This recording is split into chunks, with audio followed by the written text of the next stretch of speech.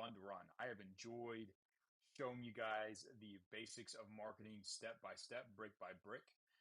But today we're going to take a major step forward. So far, all we have done has been practice exercises. But today we're going to do some real work. We're going to take some massive steps forward to help you not only land a client, because having a client is cool. But what's cool about this type of client that we're getting you is it's your springboard to infinite clients. It's your opportunity to prove yourself and set yourself up for an infinite number of opportunities to earn an insane amount of money. So it's gonna be a lot of fun. If you guys can see me and hear me, go ahead and give me a one in the chat so I know this is dialed in. I want to make sure we got this, Mr. Producer. It's interesting setting this up in a slightly different chat with slightly different situation. But if you guys can see me and hear me, give me a one in the chat so I know we are ready to go. Excellent. Very fun. Awesome. One's in the chat, which means I pulled it off yet again. Before we move on, I want to know how many of you still have lingering questions from yesterday's assignment to do a full top player analysis based on the winner's writing process that I showed you. I had you guys go on and do that. It's a significant amount of work. Many of you have never done that before. It was a pretty big chunk. And I know that a lot of you asked questions. I wasn't able to answer all of them live on the call. I know some of you asked questions in this chat. And so right now, if you have a question about the homework assignment that you did, I don't want to answer anything else, but questions about your homework assignment, go ahead and put it in the chat. I want to answer them if possible because you need to have yesterday's lesson pretty much wrapped up and internalized if you want to be successful with this client outreach, because it's going to be dependent on that ability. So if you have questions about that, go ahead and put it in the chat. Any questions about the winner's writing process, breaking down top players, you need to be able to do that in order to land this client. So some people said they missed the call yesterday. Yeah, you still got to go get that taken care of. Everyone should be able to watch the replays and go through it. Yeah, no worries. And if you guys are a couple days behind because you joined this whole live series cohort a couple days, that's is what it is. You have to catch up as quickly as you can. Question. So someone said, what is the thing you're trying to teach us? How to analyze the four steps, how to create the ad, how to design it. What is it specifically? How to engineer the experience, my friend. Your job as a copywriter is to look at where your target market is and get their attention and then get them to go buy your client's product. You should be able to analyze the entire experience for all the funnel for any client you might work with so that you can turn around and recreate that process somewhere else for another client. So yes, mainly it's about coming up with the outline and identifying the steps in that experience, but eventually you may have to design the ad or put it all together. So yeah, I'm not sure exactly what you're asking. You're going to have to take ownership of the entire process. We'll talk about that a little bit today when we talk about getting your first client, going through the project cycle with them, and we will help you. So a question here is, what if a business has different funnels? What do you focus on? For yesterday's exercise, you pick whichever one most interests you. Today, we're going to talk about how to figure out which one specifically you're going to help a business with. I'm going to give you a really simple way to figure that out. So someone said here, when stealing ads from top players, should I use the exact same script they use, or should I just basically take the formula? I recommend you start with the formula. If there are some general things that you can directly go ahead and use and you're not directly competing for them, like you're not running an identical ad in the same city to the same people, then you can take some more of the actual text that they're using if it makes sense for you. Usually they'll just stick with the formula. Yeah, some people are saying they were lost because of their first time and they know they need practice. Yeah, you'll get better as you go through it. And this next opportunity will probably be a little easier for you the next time you go through it. There's a big giant question about landing this client and testimonials. Dude, we're going to cover that later. That's beyond the scope of this. All right. Yeah. People are asking about how to connect this to clients and warm outreach. Yeah. We're going to cover all of that now. Okay. I think we got pretty much all of the beginner questions. There's a few Agoge students asking questions that are beyond the scope of this call. Yeah, and there's a lot of people asking about working with clients. Some of you have already gone out and got your first client, which is fantastic. So a lot of today's call is just going to be kind of catch up for you. You're going to be able to see some of the things you've done, maybe have some ideas on how to go get your second or third client. But we're going to be primarily talking at the end how to make sure you deliver well for that first client, how to actually get the result, how to manage the client relationship. Some of the good stuff you have to understand that is beyond just how to write copy, the things that will determine whether or not you get paid a large amount of money or a mediocre amount of money. So I think we've handled most of the beginner questions. I think it's time to just get started and go through today's training. So the way we're going to do this, guys, we're going to go through this training. We're going to watch. I'm going to take you through the information, show you some things you need to do. We are going to pause every so often, and I'm going to have you do work. We got some nice little orchestral music in the background to make it more interesting for everybody. But there are going to be times on this training where I say, pause, everyone go do this thing. And I'm going to wait for everybody to catch up. So you're going to need you need to have, I'll be sharing some links with you. So you need to be able to either open those up.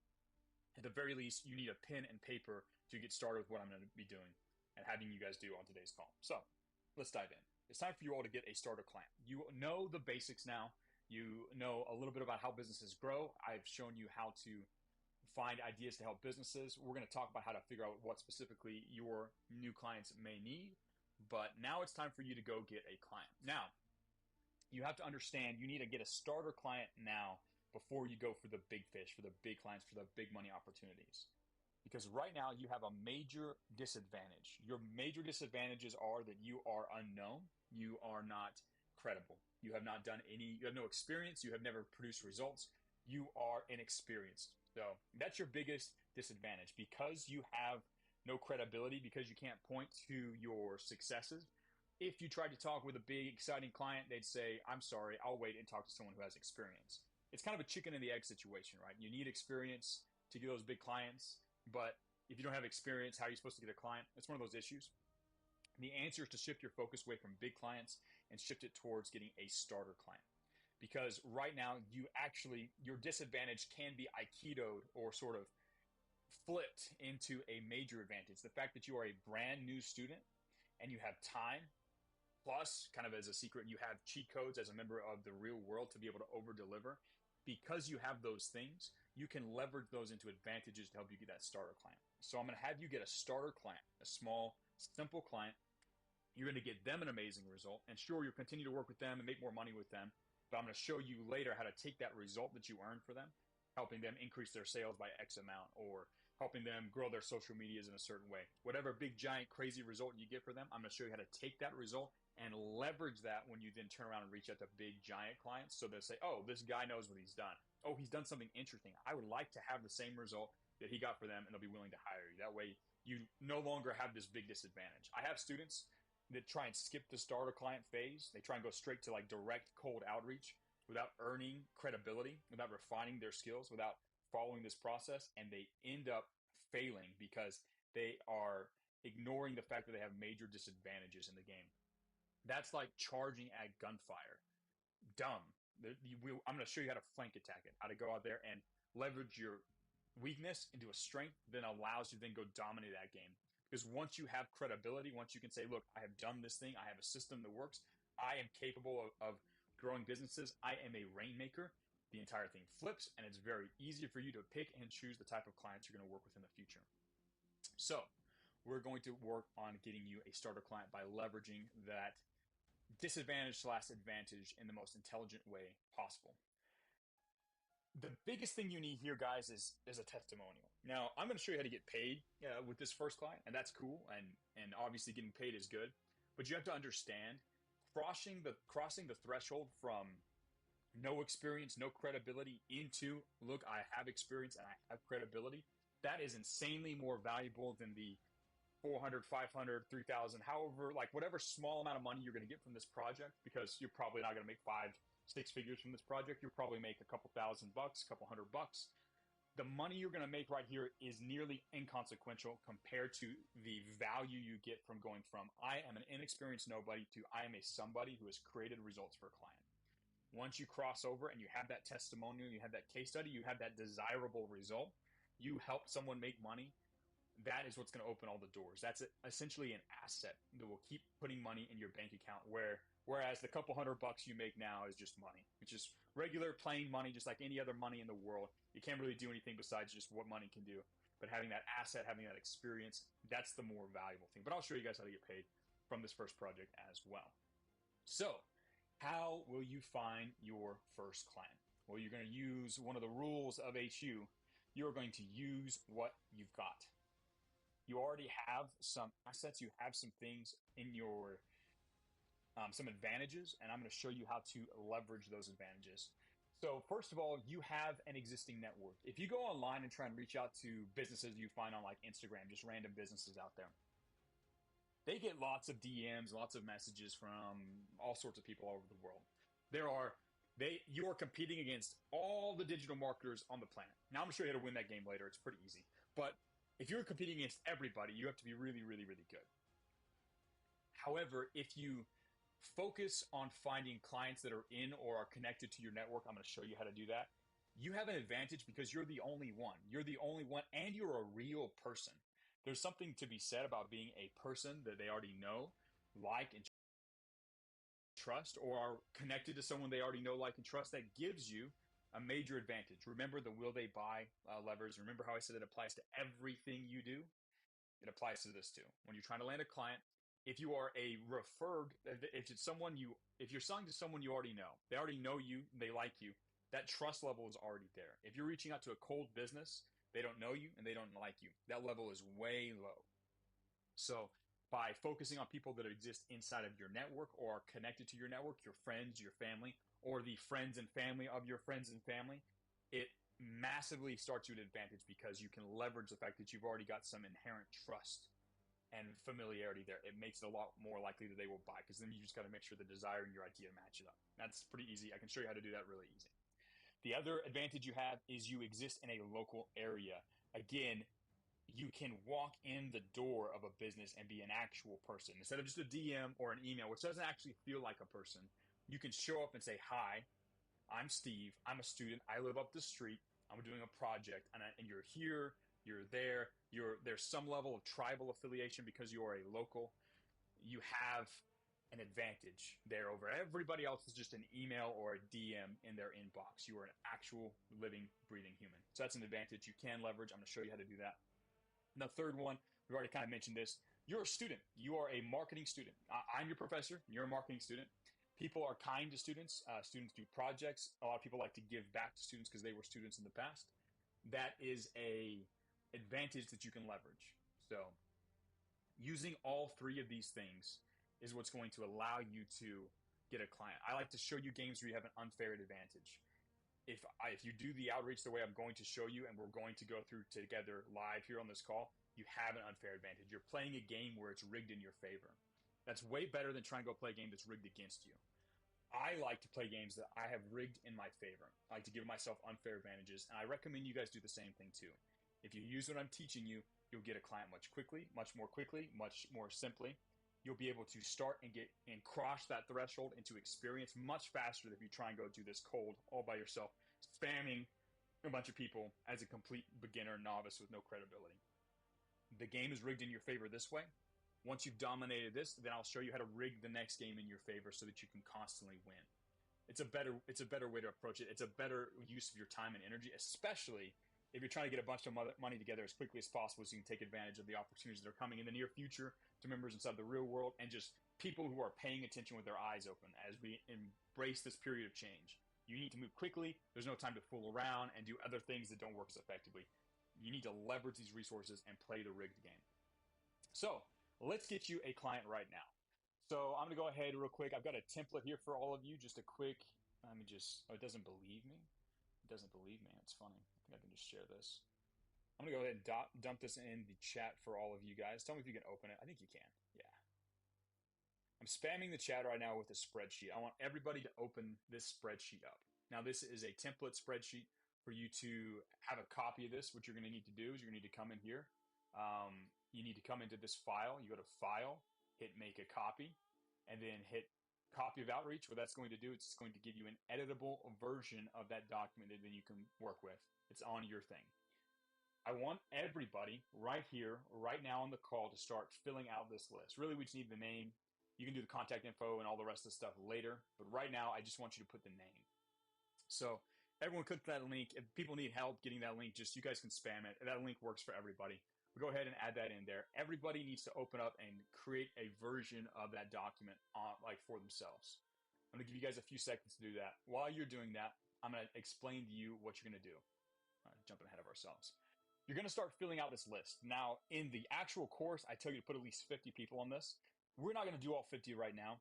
Some of you have already done this process, so you're ahead of the game. But right now, we're just going to start with 10. We're going to start with 10 people. Now, I want you to start with, and these are people that you know. We're going to start leveraging that first unfair advantage, which is your current network. So start listing down people that you know and you can get in contact with. I'm not a person on this list. You don't know me. You don't know my email address. But like, you can't like pick Joe Biden or some, person that's famous or whatever. You have to. That's a funny example to pick. You have to pick someone you know and can get in touch with, someone who's part of your network, a friend, a family member, an acquaintance, somebody you know and can contact via an SMS, DM, face-to-face, someone you know.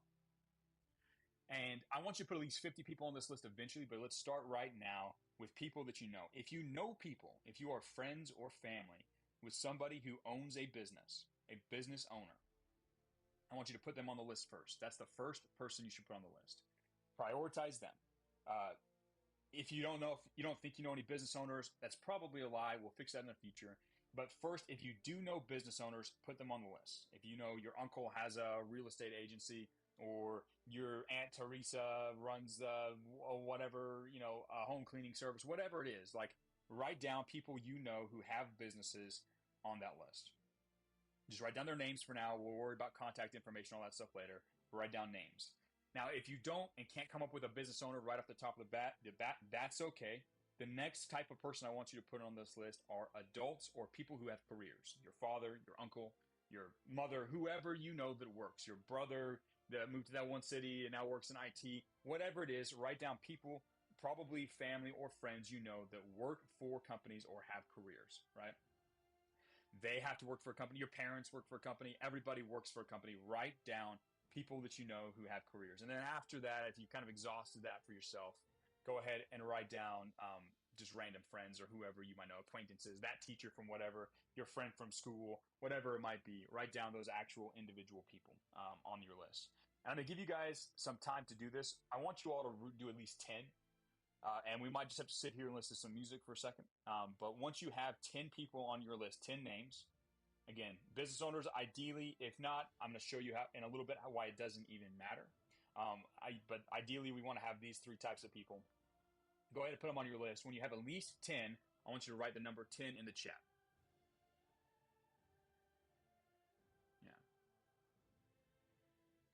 Yeah, we're going to sit here for a second while you guys do this. We could put this off. I could tell you to do this as homework, but you guys are lazy and you wouldn't do it. Let's do it right now. So once I see enough people have 10 people added to their list, we're going to go ahead and do this. Some people have already done the exercise. They have 50. That's excellent. Congratulations. We'll sit here until you guys have your full 10. All right, we got a couple people putting their 10 on there. 50. Okay. Yeah. I'll sit here and wait for a second. I want to see. I know we got a lot more people on the call that are brand new beginners and try to do this. I'll wait till I see some more 10s and then we'll carry on. Awesome. And it should be pretty simple. 10 people is not that much. It's not. Someone said it's not letting me type into the spreadsheet. Remember, brother, you got to come in here, go to File, hit Make a Copy. It'll create a copy, a new version of the document here. It'll open up a new tab with that document, and then you have an editable version. And it's not the original file anymore. It's a secondary file. Yeah. Let me know when you have 10. Yeah, some people have 50 because they've already done this before. That's what I tell everybody to do. But yeah. Some people say you don't know any, and that is a blatant lie. And let's go ahead and fix this problem. You know at least 10 people. You have your family, you have acquaintances that you have that one teacher you knew that one time. You all know more than 10 human beings. There's not a single one of you who's been locked in a cage your entire life and knows nobody. I'm sorry, you all know people. And I'm going to show you in a minute why you don't need to know business owners, but you know adults, you know fellow friends, you know 10 people. So I'm going to wait until AG, who said, I don't know any people, I'm going to wait until you say you have 10 people on your list. You have 10 family members. You have your uncle that lives over there, your grandpa over there, your brother, your cousin. You have family members. You have people you know who know people. Write down 10 of their names, starting ideally with adults who have careers. This guy right here. And I'm going to wait till you post that you've got 10 people. AG, where I'm going to wait for you. Someone says, "Can I put my client?" If you've already got a client, then this is about getting that client. So I'm gonna wait until AG has put 10 people on the list. So Mr. AG, we are waiting for you. Yeah, yeah. And if he doesn't put anybody in the next 10 or 15 minutes, I don't know. I'll downvote some of his his power level or something. Here to help him. And yeah, this is about getting your first client. AG has put 10 people. I hope you're telling the truth. All right, so most of you have 10 people. Awesome. That is good. That is a first start. I want you to go back after this call is finished. I want you to flesh out this list and put at least 10 or at least 50 total. But you guys should be able to blast way past that. You know a lot of human beings on this planet. And your first client is sitting inside of your network. There's someone you know or someone that they know, kind of within that extended network between the people you know and the people who they know. There is a $100,000 client sitting there waiting for you. Someone you could make 100K from in the next year if you solve their problems, their marketing problems. They're sitting in your network. Remember, this is an advantage that you have.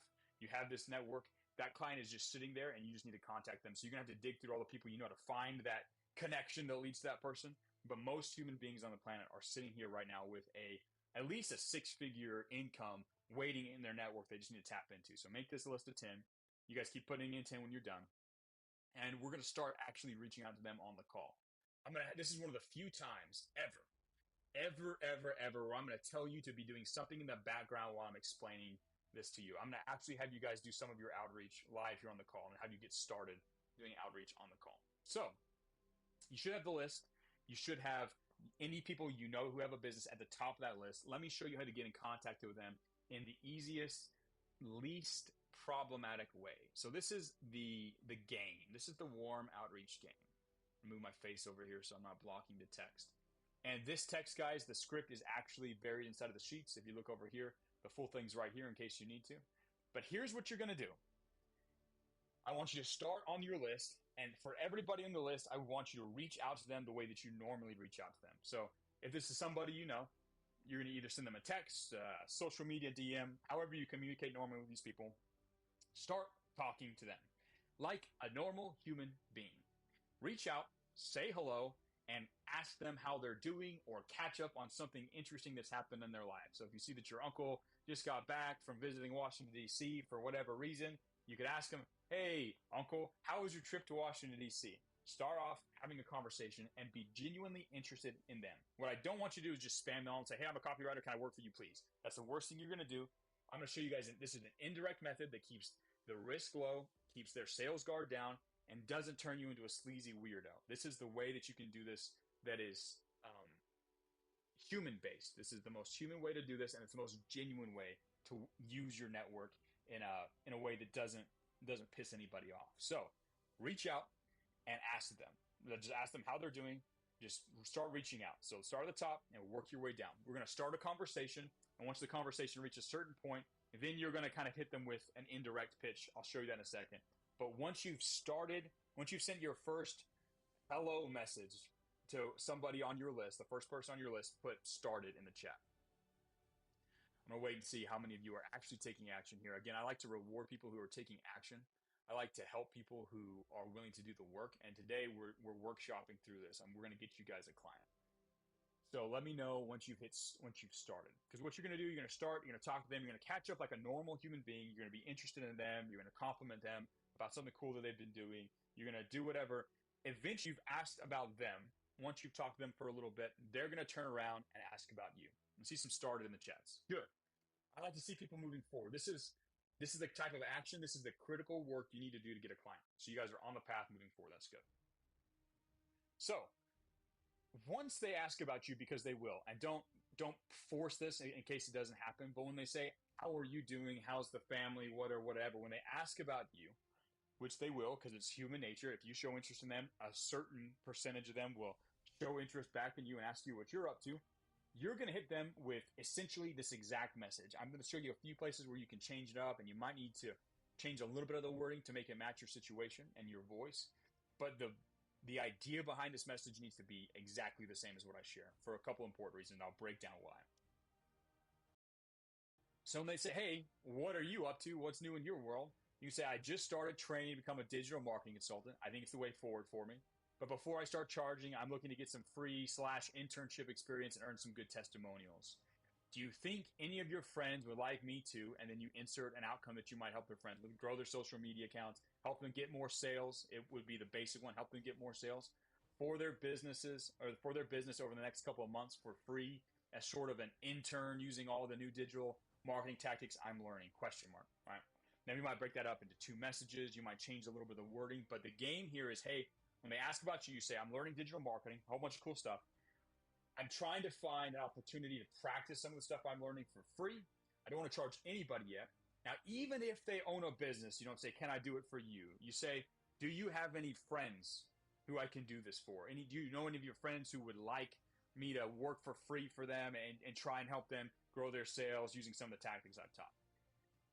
Make it indirect, right? It's the same message whether they have a business or not. So if they have a business, instead of saying, hey, dear uncle, can I please have something from you? You're saying, hey, is there anybody you can recommend me to that you think would like this? It keeps it indirect. It keeps it to where he can say, well, what about me, right? I want to help you. Can you do it for my business? That's what most of them are going to do. That's what most business owners who you reach out to with this message say, well, what about my business? Can you help me with mine? I think it'd be cool if you could help me grow my Instagram or whatever, right?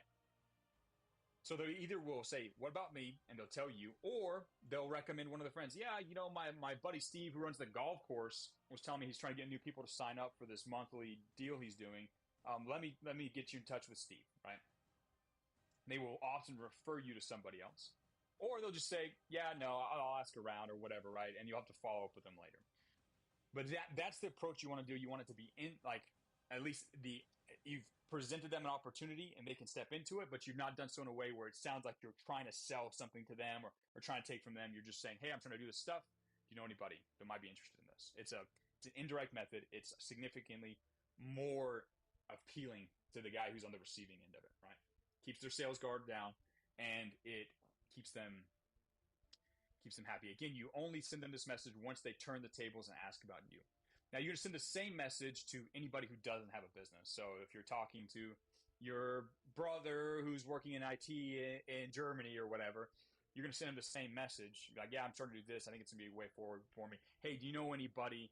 Do you think any of your friends who have a business would be interested in me doing this for them? And you ask him that. That way he can give you referrals. He can introduce you to his buddy Steven, who just launched his guitar e-commerce store or whatever, right? You can talk to them. You want to get referrals. Again, it's not really about who you know. It's about who they know. Either someone you personally know or someone just outside of your realm of your network. So maybe someone that your father knows or someone that your uncle knows or your brother or your sister or whoever.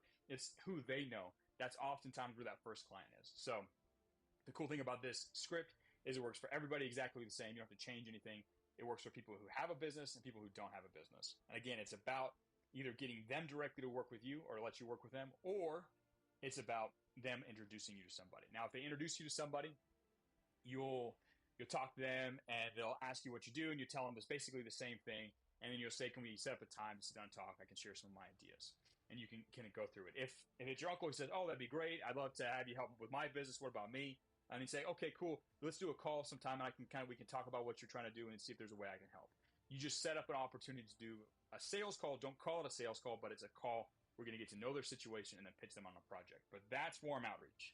So by now, all of you should at least have said hello and asked a question to probably 4 or 5 people on your list by now. Let me know, for those of you who have started, how many people you have done the initial contact. You've sent the hello or you asked their question. You've started contact out of your list. Put the number in the chat. We're doing this live, guys. We're doing this live. We're here to get you guys. People that are asking you to talk about local outreach, we're going to do that later. But you all know people. First of all, before we recommend local business outreach, which is the second unfair advantage you have, this is the best. This is the best game you have, and most of you are too cowardly to do this. I see 6, 3, 2, 15, 5, 5. Good. You should reach out to all these people and keep the conversations going throughout this chat. You guys, again, the text itself is written inside of your little outreach thing here. If you go to the cell, I just pasted it in there. You can go read this anytime you want. But good, people are starting to reach out. That's excellent. Now, let's talk about some of the common fears and mistakes that keeps people from doing this. And probably some of you in the chat have said this while I was looking over at the script itself. The biggest one is, I don't know any business owners. I don't know how people get through the level 2 course where I literally have a video that says what to do if you don't know any business owners, and still ask this question, but you guys do for some reason. And I've just explained it, and I guarantee you some of you are telling yourself, but I don't know any business owners. It doesn't matter who you know. It matters who they know. You know a certain number of people in your life. You probably know at least 100, 200 people that you've interacted with, you had in that class with you in school, or your brothers or your cousins. You probably know about 100 people. None of you have been locked up in a cage your whole life. You know people. And those people know about 100 people. So everybody knows a bunch of people, right? There is a huge network that sprawls out from you, right? You have your first degree connections, and then you have what are called your second degree connections, people that know the people you know. They're not your friend, but they're your friend's friend, right?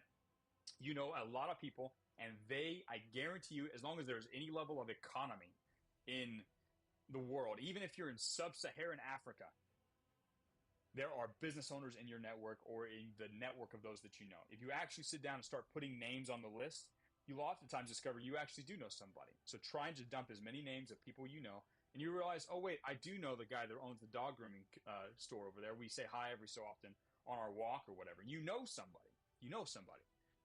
And they definitely know business owners. So that's a very low level loser aikido to do to keep yourself from doing work. Most of the time, people will throw out these excuses because they're scared. They're scared of actually doing work and scared of doing something that's unknown for them. But they'll say these types of things. Like almost all objections, there's the literal word of the objection, and then there's the deep-seated reason why they're not wanting to take action. There's the emotion and the logic. Like, I'm going to defeat the logic, but at the end of the day, you have to understand that it's an emotional problem. You've got to just decide to be brave. A lot of people ask or say, hey, I don't know how to provide help for them. I don't know how to pick what project. Yeah, dude, that's not a problem. I'm going to show you how to fulfill everything. By this point, especially if you watched the call from yesterday, you should know how to actually plan out and do copywriting. You know the basics. You know what needs to happen. I will show you how after you get the client. You're going to learn on the job. That's the best way to learn. That's the best way to develop actual experience. This is the way. And some people are like, oh, but I don't want my family or friends to know that I'm in the real world or trying to do marketing. They're going to have to figure out eventually, dude. Eventually, they're going to have to figure out. There's no point in hobbling yourself, removing your biggest advantage. Remember, your biggest advantage. The game that is rigged in your favor. There's no reason to hobble yourself because you're afraid that your Aunt Teresa is going to laugh at you. Who cares? Who cares? Would you rather avoid all social risk like a sheep, like a slave, and be broke? Or would you rather risk having your aunt, some random woman who was born to your grandmother or whatever, laugh at you? Which would you rather, is that too much to risk to eventually have as much money as you want? Be brave. Guys, be brave. Be brave. This process works. This is what gets people clients. And I guarantee you by the time we end this call, some of you will have set up sales calls for future clients. And it'll be a lot of fun. But at the end of the day, you're going to have to be brave, bite the bullet, move forward. Now, again, as you do the warm outreach, you're going to say, hey, they're going to say, I'm interested. Can you tell me more? And you say, sure. Let's do a call, though. I've got some questions. I want to know more about what you're trying to do and see what I can do to help. You want to set up a call. Now, it might be a face-to-face meeting, especially if it's like your dad. You're going to sit down at the kitchen table and talk to him. If it's someone outside of your actual insular home, you're going to go sit down, either meet with them face-to-face, go over and visit them, do a call, do a face-to-face call, FaceTime, Facebook Messenger, Zoom call, whatever. You're going to have a call where you're going to sit down and you're going to figure out what they need, and you're going to set up the agreement under which you're going to continue to work. So the first thing you should do is just never, real quick, just to get ready, when you're talking to these people, never call it a sales call. That's like, again, you're not selling to them. Remember, you're a beginning student showing up then. Just say it's let's do a call so I can get to know your business a little bit better and see what I can do to help, right? Just say that. Don't call it a sales call. Now, before you do this, maybe you'll set it up and you say, okay, well, we'll go talk on, next Monday at 3 p.m. I'll meet you at the Greek restaurant. We'll sit down and talk over this or whatever, right? In between the time of you having this conversation and you running your sales call, you're going to go do top player funnel breakdowns for a couple successful companies in that space.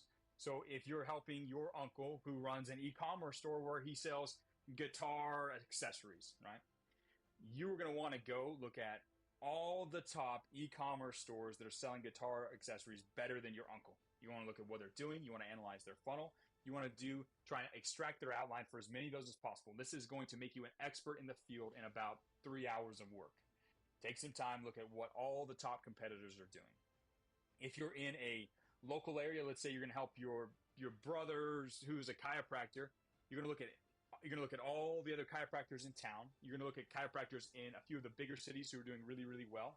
And then you're going to look at the next thing you're going to do is look at the actual business that you're trying to help. If they have a website that you know about or social media profile, you're going to comb over everything.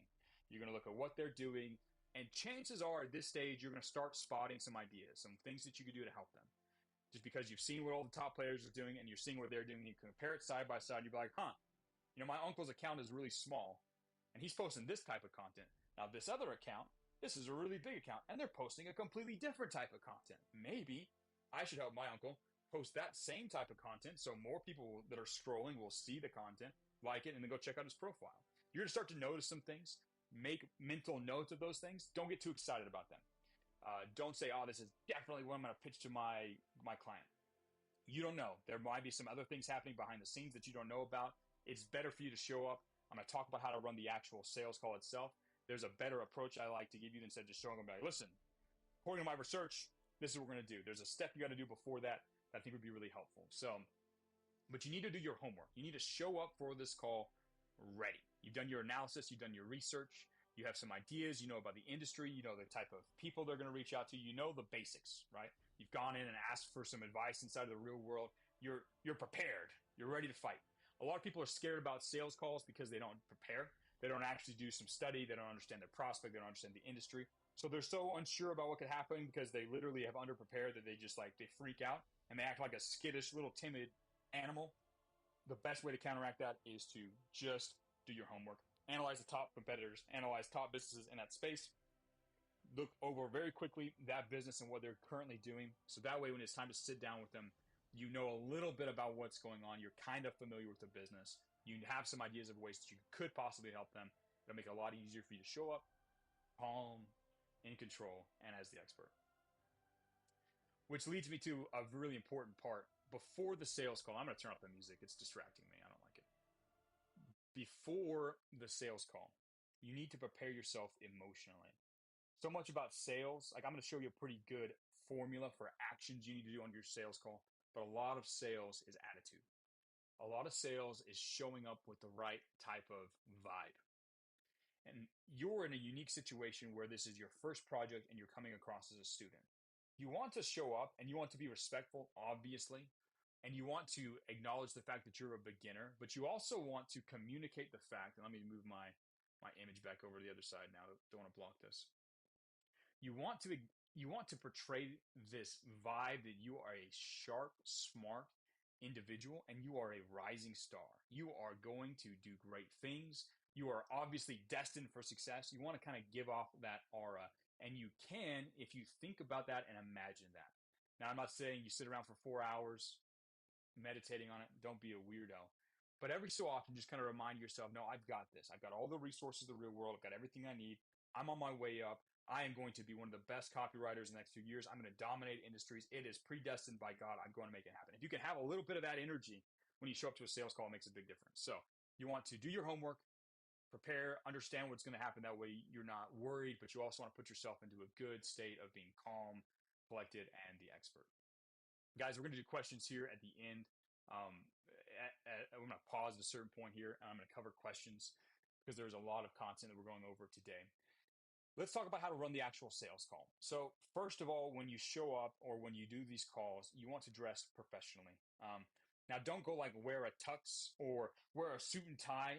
Usually, you just need to dress clean and like a semi-professional. Don't dress like a floppy hair hood rat or punk kid. Like dress like a an actual, professional. Not like, again, not like a geek, but like a professional. So, I often do the black t-shirt. That's kind of like my work uniform here. I don't recommend you guys wear black t-shirts.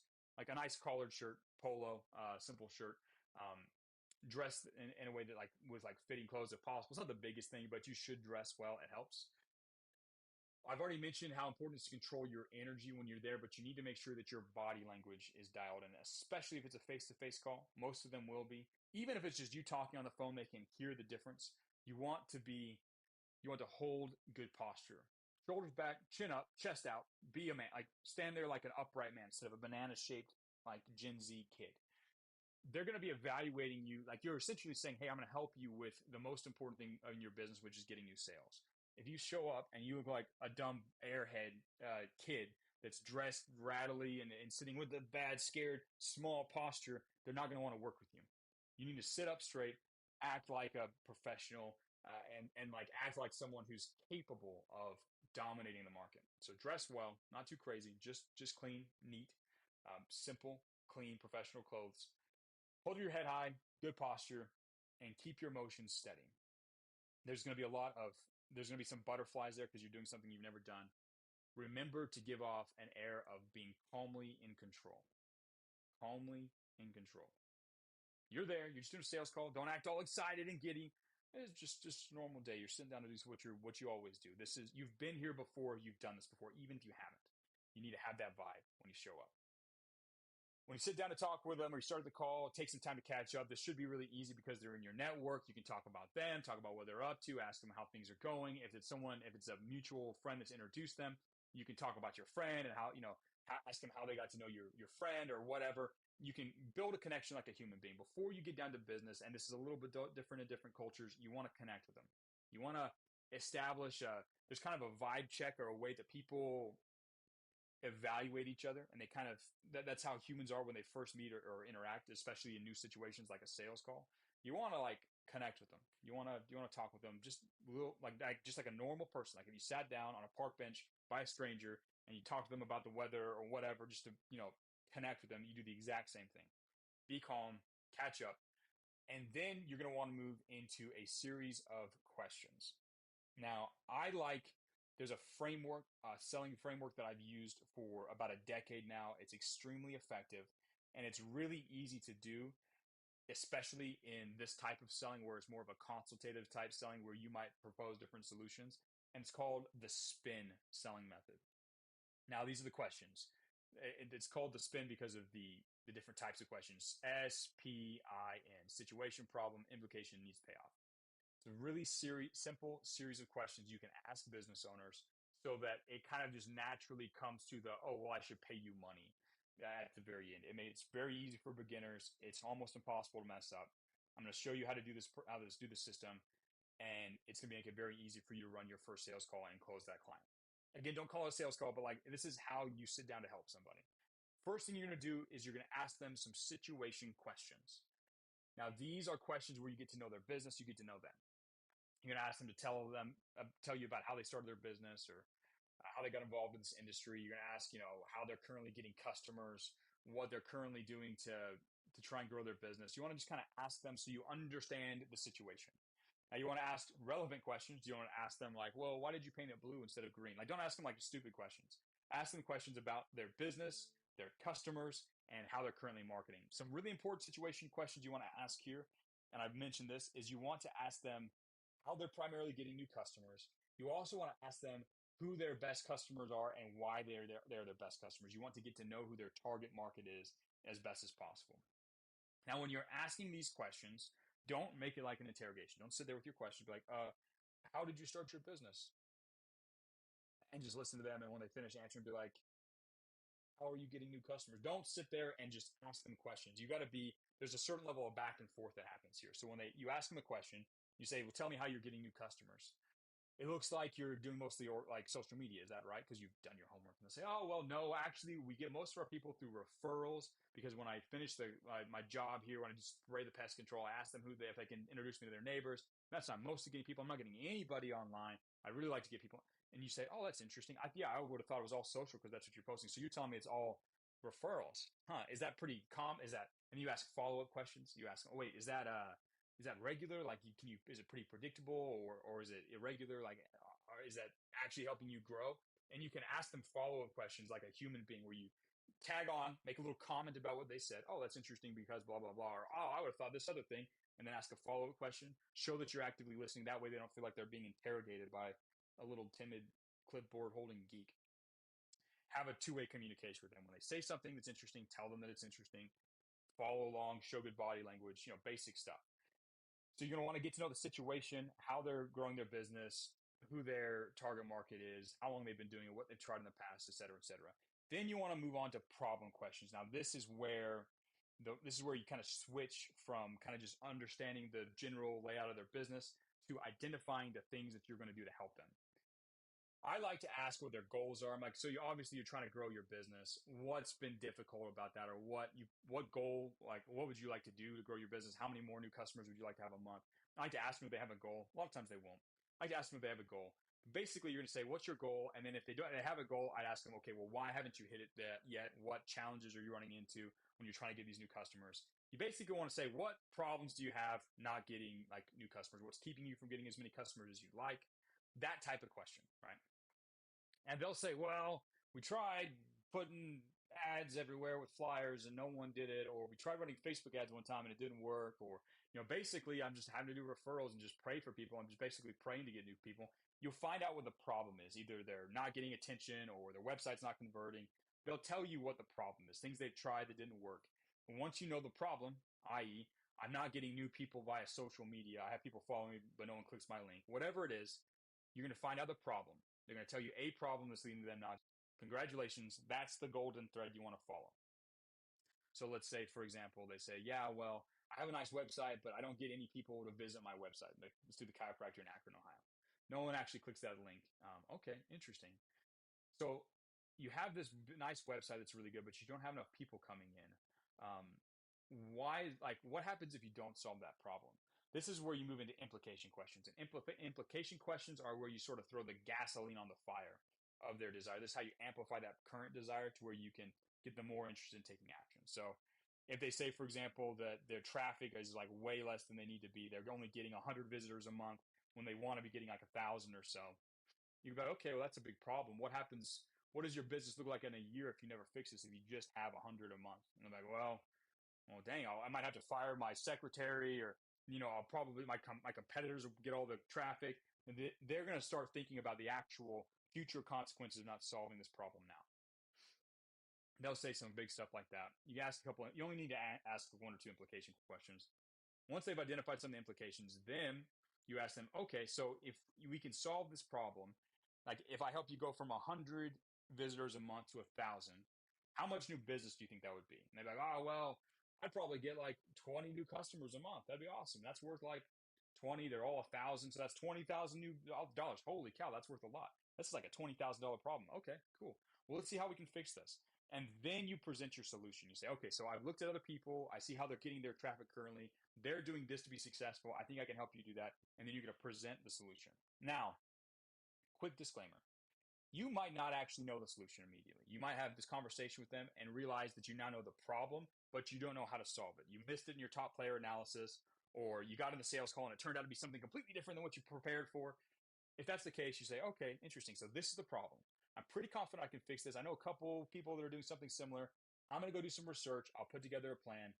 I'll send you an email tomorrow morning at 8 a.m. with an idea for how we can help this, right? So usually you'll be able to make the proposal right then on that first sit down meeting. If not, just say, hey, tomorrow, 8 a.m., I'll send that to you. Will you be able to check it then? And that's the end of your call. Shake their hand. Awesome, cool. I'm going to go do my research. Thanks for sitting down. And then you go back and you get to work, put together a proposal. You hop into the real world and say, hey, guys, I talked to my uncle and he has this problem. I think this is what I need to do. Please help me come up with a solution. And someone will swoop in and will help you get a proposal ready by 8 a.m. tomorrow so you can win. So that's essentially how you run the sales call. Now, those are the series of questions. You're going to want to plan some of those out ahead of time. You want to write down some good situation questions. You want to write down some good problem questions, and you want to practice asking them in the mirror to yourself as naturally and calmly as possible before the call. That way you don't show up and bumble all over your words or have to read them out robotically. You can just ask them like a normal human being. Practice out your questions. And that's the game.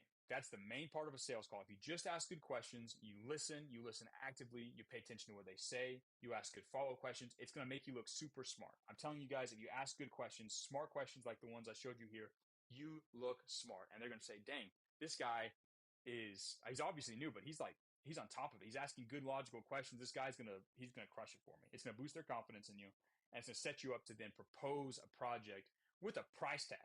If you know that if you help them with solve this problem, they get $20,000 new dollars in revenue a month, that's a price tag. That's a very interesting project for them, and it's an interesting project for you. So that's the essential breakdown of the sales call. Now, I might pause it real quick. Yeah, okay.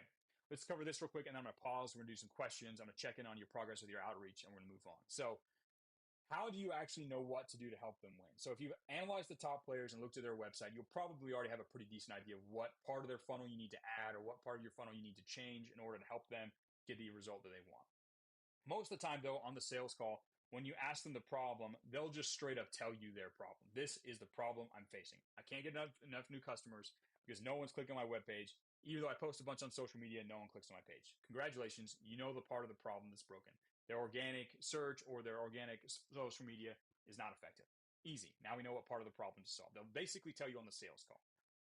But every business that you're looking at is going to have a weak part of their funnel. They're either going to be bad at getting attention or bad at converting that attention or some combination of both, right?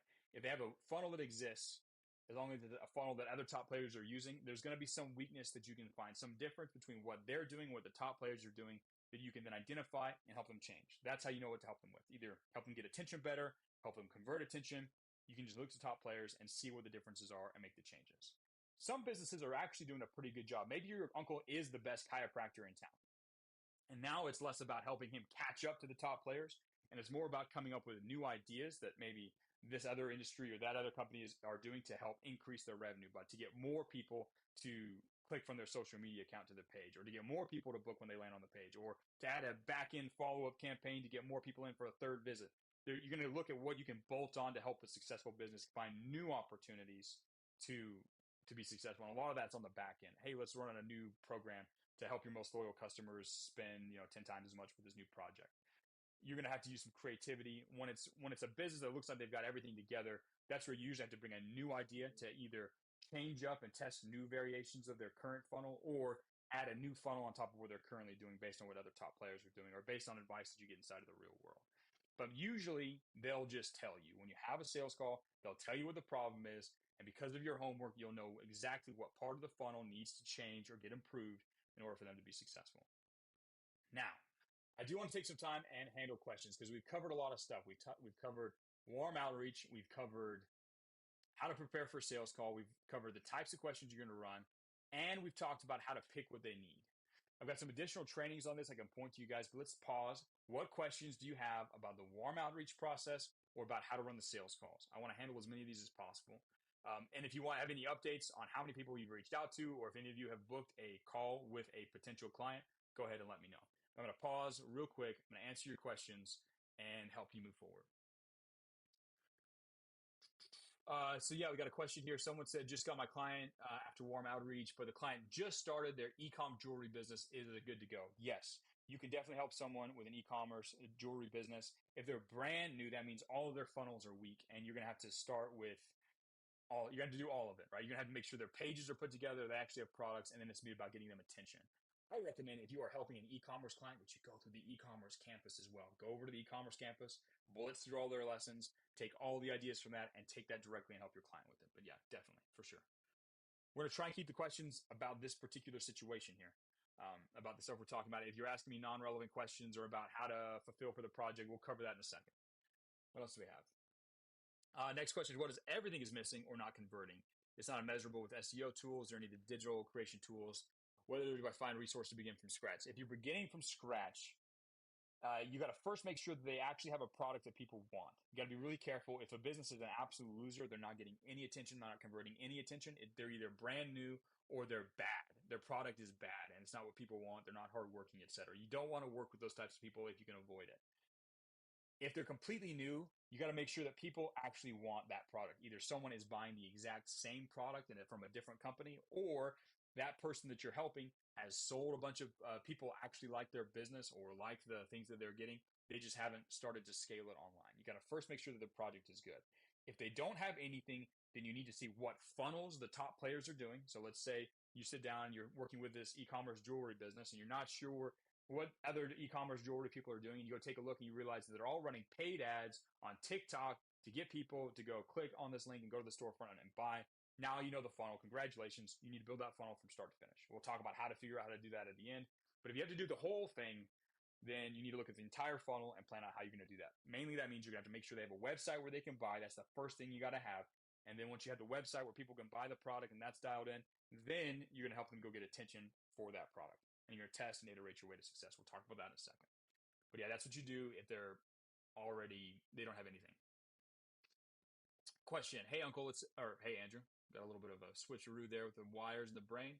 Hey, Andrew, let's say I've got an uncle that moved out of the kingdom about a decade ago, but owns a business. We never talk to each other, only briefly during some family gatherings where he flies over to my country. Is he a good prospect? Yeah. If you don't reach out to him, you're never going to get the potential of working with him. If you reach out to him, you might. It's not guaranteed that he's going to answer your text or whatever, but yeah, you should send him a text. Be like, hey, Uncle, it's been a long time. How's whatever country you're in? And then congratulations, you start having a conversation with your uncle, you catch up, and then you ask him the question at the very end. When you ask, what are you doing, nephew? Bam. Someone's reached out to all of them except one. When you reach out to everybody, either, obviously keep a conversation going with them, but just add more people to the list and keep going. You should be able to reach 50, 60. By the end of the day, you should be able to reach out to about 50 people, at least with that initial contact. And then you have to keep up with the conversations as they happen. Next questions. Got a Clint. Good job. I'm assuming you got a client. Congratulations. I'm gonna go ahead and even though you misspelled the message, I'm gonna give you some power up reactions here. There are usually only, guys, just so you know, there's only a handful of reactions that lead to increased power levels. I put the ones I remember. There's a few more besides these ones, but I'm just gonna hit the ones that are in my favorites for this guy, so you guys can also do this and max out this dude's power level. Just congratulations, dude. Getting a client or getting someone to talk to you that's a big step forward. After this, it's obviously a lot of work, and you've got to put in the stuff to fulfill for them. We'll talk about how to do that. But yeah, let's take a look. Someone said before niching down, do you need to outreach to as many businesses as possible? Okay, you're never going to niche down until you actually get a client. You don't get to pick a niche until you have someone who actually wants to pay you money. So first of all, reach out to everyone in your network, work with 2 or 3 of those people, and whichever one you get the biggest results on, congratulations, that's your niche. Until then, picking a niche is a little preemptive. That's like trying to pick out lingerie for a non-existent girlfriend. You're getting ahead of yourself, my friend. Get the first thing first. Get an actual client who's willing to pay you money. You'll pick a niche and a service and a type of business that you're going to help after you actually have someone who's willing to pay you money. Before that, it's all imaginary. It's all imaginary, wishful thinking.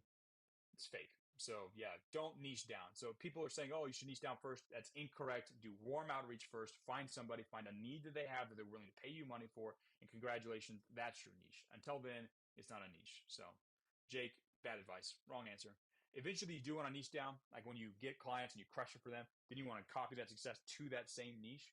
But for now, don't get a niche yet because you don't know anything about how to pick a good niche or how to do this. Okay, so people have sent 4 messages for warm outreach. Excellent. That's great. All right, let's go through. I'm going to make sure we got all these questions. The Clint client. We're good. Okay, we got an experienced guy asking questions in this chat. This is probably not ideal. I said, is it just a matter of bad prospects when I'm having calls and meetings with people who identify the problem? They know what they need to do, but they still decide to go their own route. That means they do not trust you and they do not trust the idea that you've presented or the cost is too high. It's will they buy, dude? I'm going to link specifically to you to the will they buy diagram from the tile of marketing. Will they buy or act? Everyone has money. Everyone can get money together. Everyone wants to solve the problem. If they choose a different route, it's because the idea you present to them didn't make any sense to them, or you showed up and they don't trust your ability to perform it for them, or you're asking the moon and it's way beyond what they actually have. You need to reduce the cost on that first project, do a better discovery project, and then upsell them in the future. I'll show them that. But it's really only those things. If someone's not buying, assuming they actually have the problem and the need, it's because you failed in the sales process to address the 3 levels. And we can talk more about that when we get to the client level, like actual sales call. Aikido and stuff in future calls, but for now, just know that it's the will they buy thing. You messed up on probably the last two of those pillars. Next question. Can I help businesses that don't run social media accounts? Yes. As long as they sell a product that people like, you can help them. You can even help them if they're offline. I'm going to show you guys a resource of some tools to help businesses that have completely offline funnels to help them grow the completely offline funnels. But yes, it doesn't matter. They don't need social media. They don't even need a website. They just need to be able to, if they are selling things to people who like the things that they're selling, they're providing a service or product to people. That's all you need. If that's what they got and they have happy customers, you can help them grow. Let's rock and roll. Yeah, Jake, you're giving bad advice about niches. That's incorrect, dude. For this stage, that's incorrect. Let's look at a few more questions and then we're going to move on because I think we've got them pretty much handled. I've reached out to a local business, which is my boxing academy. I'm talking to my coach about growing his social media and start selling his merch. Is that a good idea for a first client? Yeah, dude, that's a great idea for a first client. Again, if it's a business who sells a product that people like, you can help them. There's a few businesses I'd recommend you guys don't look at, but we'll talk about that in a second. Can I use this method for LinkedIn contacts? Yes. You can do this for any social media account, any connections that you have. Ideally, someone who knows you, but yeah, you can do this on LinkedIn. Now it works. Would you recommend to work with a business that doesn't allow ads or is a regulated business? My friend runs a vape business. Is my first client. I've been doing posts the last 2 weeks. Yeah, you can, as long as it's something you ethically believe in. I don't like working for companies that promote products that are degenerate products. So I personally wouldn't work with a vape thing just because I think it's stupid. But if it's your first client and you're cool with that and it matches up with your morality, which it might, and I'm not here to judge on that at all, dude. If that matches you, then go for it, dude. But yes, you can help them. You're just going to have to use a different type of funnel. You're not going to run paid ads. You're going to have to go look at what the other top vape companies are doing to get attention that is not, contrary to the policies of what other, they're using a different funnel. They're growing social media organic stuff, or they're doing offline marketing. They have a different funnel. Go find what the top players are doing and simply help your guy use that same strategy to win. All right. Big questions to, um, about selling D&D door to door. You got a bit, dude, Amari. Go ask this question to the Agoge students. This is an Agoge level question, and right now we're doing a beginner call. So, no, dude. How do I help businesses that don't have social media? We're going to cover that in a second, guys. No worries. Someone said, I currently have a client that's secured on Wednesday, and I've written a plan what they need in their target market. They need meal prep. Should I start running ads to grab attention first or prioritize improving their website so the ads have something to go off of? Whenever you're helping someone with a total funnel, you've got to make sure that the you're going to pick one of those things to focus on for your discovery project. We'll talk about that in a second, but you want to make sure that you focus on the one that's the most critical, which is you got to make sure the page converts. Like you got to make sure that there at least exists a page that can convert. um, it's not like ugly. If they have an absolutely terrible page that no one would ever put their money into ever, you need to fix that problem before you start throwing on a bunch of attention by running ads or getting social media posts or stuff like that. But for now, first start with making sure the page converts, and then you'll go to the next thing. But I'll show you how to schedule those, like set up your projects here in a second. Yeah. So someone said, after analyzing the business, how do I know that the thing I recommended is the right thing? Right up here, bro. If they tell you that that's their problem, like that's probably the thing. If you compare it to the top player, and you see if the top player is getting the actual same business result, the outcome that you want, and they're doing something differently than what your client is doing to try and get that same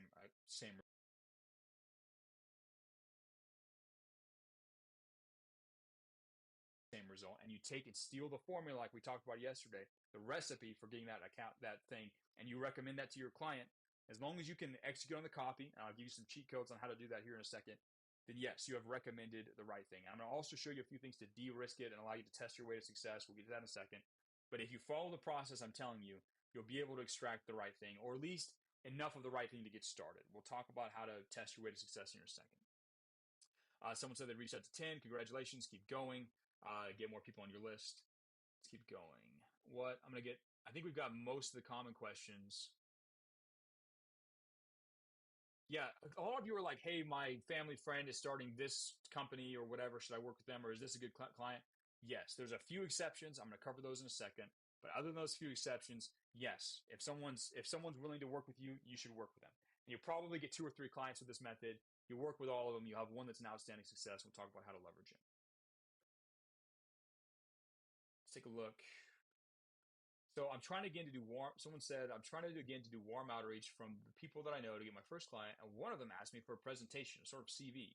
That's where you do the call and you sit down and you ask them questions and then you tell them what you need to know. Say, okay, cool. If sometimes you might have to do that call or those questions via text, but before you put together a proposal, you need to have the call to get to know their situation. You say, okay, I can put something together, but I need to know more about your situation.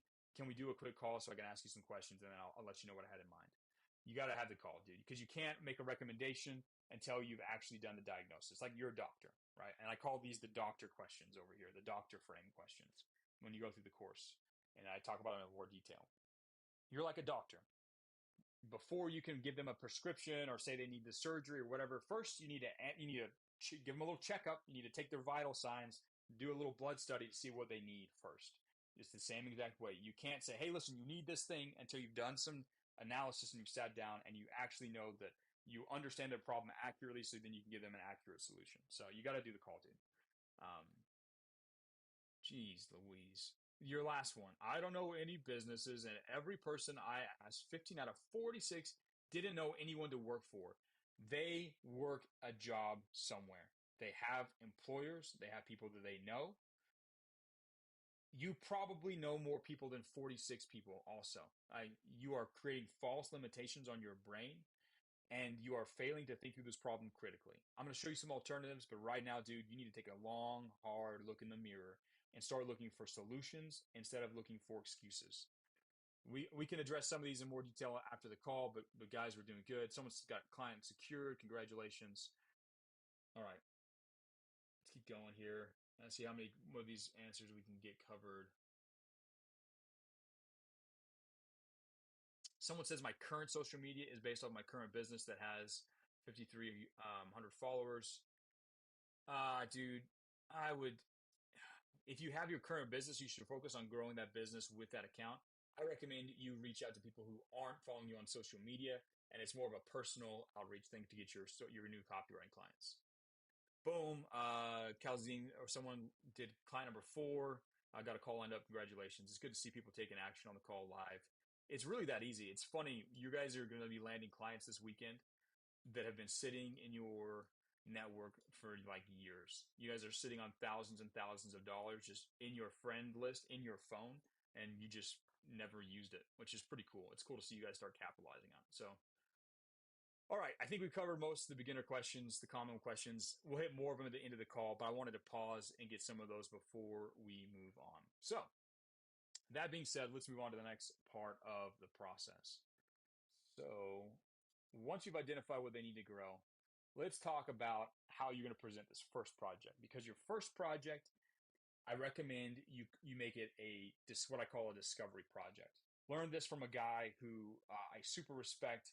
He has done a bunch of really cool client work in a different industry for a lot of really big name brands. And he taught me this when I was first starting out in the copywriting game, and I've used it ever since. I would share the guy's name, but he's kind of a behind the scenes guy. Some of you might have seen him before, but he's a really interesting individual. So learned a lot from this guy. But he taught me about this idea when I was first starting, and it made all the difference when I was working with my early stage clients and then my later stage clients. I do this process for every project I do. So I recommend when you first start out, you pick a small chunk of what they need and you make that your discovery project. You make that the thing that you're going to do. So if you look at all these businesses, the person that you sit down and talk with, they're probably not $100 million in revenue business yet. They're probably not a big giant company. And between where they are and becoming a $100 million company, there's like a bajillion little things that need to be done on the marketing side. There's new redesigns, new products need to be launched, new ways to get attention need to be tested out. There's a million different things, 32 different things that has to happen between where they are now and becoming a multi-million dollar business, right? So I don't recommend when you first start with them, you say, listen, I'm going to do everything that you need to do and try and pitch them on a big giant project because that's high cost. That's a lot of effort. It's a lot of time. And frankly, you just met these people and you just talked to them. You need to start with a small chunk. Start with just the first little thing that needs to be done and call it your discovery project. This is a very, turns out this is a very common way to approach sales and business. You want to start with a discovery project. So instead of doing, let's say, hey, we're going to completely do paid ads for you and do a whole bunch of this, whatever, you say, listen, I'm going to create, instead of like creating 32 different ads to test out and run for this thing, let's create three. Let's create three small ads. We're going to do a couple variations. This is an opportunity for me to get to know your business and kind of understand your target market, for us to go back and forth. This is a chance for you to evaluate me and see if I'm a good match for you. This is a chance for me to see if I'm a good match for your type of business. We'll keep it small. We'll iron out some of the kinks here in the small project. And we're going to use this to kind of judge whether or not we should work on any of these other bigger things in the future. So if you like what I do and I like what you do, by the end of this, we're going to get you some good results. Obviously, you're going to keep this a small project, keep the risk and time low. Let's crush it on this one. And once we've got this knocked out of the park, then we're going to move on to some of these bigger things in the future. You don't have to decide if you want to work with me now. Let's just do the small project. If you like what I do, then we can start talking about these bigger things that you need to do to get to 2 million, 3 million, whatever, however many million in sale. This is a benchmark for future business. Again, the idea is to take a small part of the project, have a smaller scope, crush it for them. This allows you to get them a result much faster. You're picking a small project, small result. You can get this done in a week or two. As a couple examples of discovery projects might be, hey, let's run a email sequence to your backing customers and sell them on this product. Or let's test out 4 or 5 new Facebook ads to add to your current mix to see if we can beat your current performance standards. Or, okay, you've got a landing page. Let's create a variation of that landing page and we're going to test our way and see if we can get it to beat your current conversion rate. A small project, not the whole funnel, not the entire, not 3 funnels, one piece of one funnel. You're going to pick a very, and we can give you a lot of advice in the campus. You might have some different situations where you're going to need help on picking the exact right discovery project. I'm going to show you where to go to ask for help inside of the campus so you can get some feedback on this. But this is what you're going to present to them at the end of your sales call or on the second call when you come back after you've done more homework and you're presenting a plan to them. You're going to say, hey, you need all of this work to hit your big giant goal. Let's start with just the small part. And it's a chance for me to get to know you, you to get to know me, for me to get to figure out your project on a, your particular niche and how your customers talk on a small thing. So then when we do the big project, there's no hiccups. You make a nice small project. So that's how I recommend you do it. And then after you crush it for them, that's when you're going to turn around and upsell them on the next project. So, hey, we finished this little ad. This is great. Let's design a whole new funnel on the back end to increase your sales by 3%, right? That's when you pitch them on the next big thing. What's cool about doing a discovery project is it allows you to earn their trust, right? Right now, you're still basically a stranger. When you first have the sales call, you're an unknown. They don't know if you're going to be able to crush it for them or not. They don't know if you're smart or not. They have some ideas based on the sales call, but they don't really know yet. But when you run a discovery project, a small project with them, and you're very professional, you over deliver, you give them amazing results, you show them that you're capable, and you crush it for them and they're happy. You just made them a bunch of new money. That's the best time to pitch them on a big project because you can command higher prices. You can get them to pay a lot more. They're a lot more likely to say yes because now they trust you and they know who you are. You've got your foot in the door with a small project and you can upsell them on the big projects. That's how you approach this. That's the game. If you just try and sell big projects, you're going to run into a lot more resistance. If you start with a small project, crush it for them, it's a lot easier for them to sell the big projects. And again, guys, for your discovery project, your first starter client, you're going to do a discovery project. That's going to get you your testimonial. You're going to get paid a little bit. That's nice. What's good about the starter client and the discovery project is it sets you up your money with every client that you get. Now, this evaluation process is great. I've used it to evaluate clients. There are people I brought on, done a discovery project, and said, yeah, no, I'm not going to pitch a big project to this person. I do not want to work with these people. I don't like the way that they're running. Turns out the product isn't as good. It gives you an opportunity to take a step back if they're a bad company, which is pretty rare. And maybe it happened like 20% of the time with me. Most of the time, though, what it did is allowed me to crush it for them, make them love me and think I was amazing, and see me as, oh, this is the guy that's going to take me to millions and millions of bucks. And then they move up. Oh, look, someone just posted a screenshot with a positive reply. Heck yeah. Look at that, guys. Congratulations. You are well on your way to earning a bunch of money. Now, after this is when it starts to get real and you have to actually produce results for them. But thankfully, you have some unfair advantages inside the real world, which I'm going to cover for you guys here in a second. But start with a discovery project and then move to the upsell. There's a million different things. You're never done with a client, right? You're going to replace clients, but you're never done with a client until that client has got to $100 million a year in sales and even beyond. You're not done. There's always a new project that you can do for them. Crush it for your current one and then get ready for the next one as soon as you're finished. Let's talk about how to manage your clients. Now, this is kind of a quick intro into basic client mastery Aikido. There's a few things here that you want to get dialed in so that you can keep the relationship good with your client, so you can keep working for them, keep making money with them as quickly and efficiently as possible. The most important rule with client management is you should always have your next call scheduled before you end your current call. So when you do your sales call and you say, okay, here's the discovery project, let's do a quick review. I'm going to do some market research and I want to review that with you and ask you for your feedback so I make sure I completely understand who you're talking to and I can represent your brand as good as possible. Let's do that on Tuesday of next week. When can we have a quick call or when can we have a quick chat about this? You need to schedule regular communication with them because what you don't want to have happen is say, okay, when I'm done with this, I'll send you an email. And then they go on with their merry lives and forget about you. That's what you don't want to have happen. And then you're 2 weeks, you've been slaving away on this thing and you're trying to get them to look at it. You do not want that to happen. You need to make sure that you always have your next call scheduled. And then when you have that review call and you've gone over the market research, you say, oh, this is great.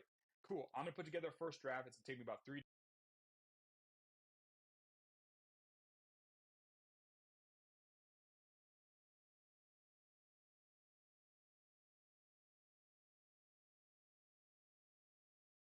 days.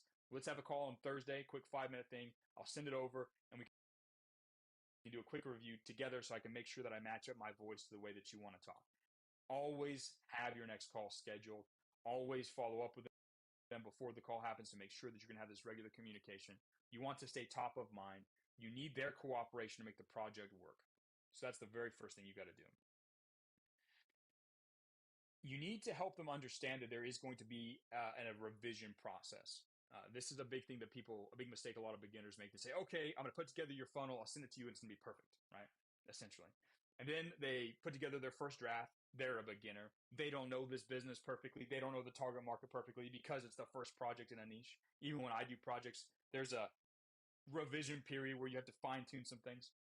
So they create this rough draft and they send it over to the client, and the client looks at them like, this is garbage. They made this mistake. They made that mistake. I don't even sound like that. And then they hate you. They're like, this guy has not, he said he was going to make me perfect copy, but he can't even write for my niche. You want to handle that expectation before it happens. You want to be like, listen, I'm going to put together a first draft. It's going to be wrong. It's going to have some mistakes. I'm still trying to figure out your market. Obviously, there's going to be some little nuances that are wrong. I'm probably going to mess up your voice. But let's go back and forth. I want to get your feedback so I can make sure that it matches up and it perfectly represents your brand. That way, when you send them over the thing, they're like, oh, yeah, well, I knew this was going to be part of the process, and it's a known part of the process instead of a surprise. This guy can't write perfectly for my brand the first time he ever starts typing into a Google Doc. Make sure that you handle that. There's an attitude you have to have every time you interact with your clients, and it's very similar to the attitude you had on your sales call. You need to stay high energy, confident, and proactive. You take ownership for what's going on in the process. You need to stay sharp and motivated. Do not whine and do not complain. Do not blame them for anything. You need to show up and show that you can handle this. You're a tough guy. You're a professional. You're there to make sure this happens. You need to keep high energy. You never want to get sad or emotional around your client. You just want to say, okay, what can we do to win? What can we do to win? What can we do to win? You want to stay in the pocket. The other kind of mantra you want to keep as you go through this is you want to under promise, over deliver. The best thing you can do is set the expectation and then give them a better experience than they were expecting. So, okay, set a target for what you want your copy to do, but really work on the back end to make it happen even faster. Say, hey, I might be able to get this first draft done in 5 days. Send it to them in 3. You want to set an expectation that's easy to hit and then beat that expectation. That's ideally what you want to have happen. You want to mitigate the downside. You want to let them know that the first project, there's going to be a testing phase, a revision phase. That way, in case your project doesn't work super well the first time, they're not super upset. You want to manage the downside, but whenever possible, you want to over deliver because that's what excites the client. They love it if you say, hey, I'm going to help you increase their sales, and you increase their sales by a certain amount, they're happy. What gets them excited and ravenous for more is if you help them increase their sales even more than they expected. So you want to set the expectation low or reasonable and then beat it with your hard work. Now, here's how you get paid on that first project with your first client. You told them in the beginning, if we go back and we look at the conversation we're having here, you're telling them, I don't want to charge yet. This is a free internship. And I want you guys to keep that the entire time through. When you sit down and talk with them, say, listen, I don't want to take any of your money up front. I haven't produced this result yet. This is me testing it out. In fact, you don't even have to run this stuff if you don't like it. I'm just going to put it together. If you like it, you can run it. But what you want to do is you want to set a big, exciting target. You want to say, well, listen, this is cool. I know if I help you get a certain number of new customers, that's going to get you, $20,000 in new revenue. Let's just say, let's set a target. If I can get you $10,000 new dollars in revenue, or 1,000 new customers this week, or this month, or whatever is kind of an exciting target, something possible but like really, really exciting that would completely change their business. If I hit that amount, it'd be fun if I hit that amount, you paid me just for fun, like as a bonus, like $250 or $500 or $1,000 or whatever makes sense based on how much money you'd be bringing in for them. Set a big exciting target and say, like, listen, like, I don't want you to send me any money now, like I just want to deliver the result. But if I do, I think it'd be like, would you be willing to pay me just on the back end, just sort of as a bonus, if I was able to hit this stretch goal that we have? And usually they'll be like, yeah, sure, that's awesome. Very rarely would they be like, no, I don't want to pay you if you make me $20,000. I'd be like, no, yeah, sure, I'll send you some money if you do that, of course. You want to set that as a back end sort of stretch goal that if you hit, you get paid. Because again, you don't really get anything if you take $300 from them. Let's say you charge up front, but you don't deliver them